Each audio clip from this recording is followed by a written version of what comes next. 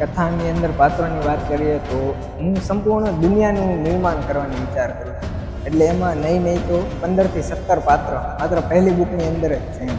તો કલ્કી અને નાગવંશનો શાપ, આ નામ સાંભળતા અનેક રહસ્યનો અહેસાસ થાય છે.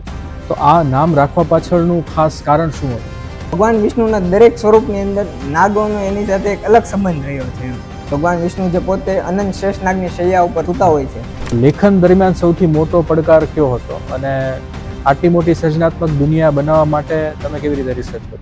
કલ્કી એક રીતના કહીએ ને તો કલ્કીની મૂળ છે ને મુખ્ય પ્રેરણા એ મને જ્યારે 2018માં મેં ડિગ્રી શરૂઆત કરી ત્યારે મારા હાથમાં હેરી પોટરની નોવેલ આવી ને એ નોવેલ રીડ કરીને ત્યારે મને એમ થયું કે નહીં, કોઈ મનુષ્ય એટલી બધી ડીપમાં કઈ રીતના કલ્પના કરી શકે.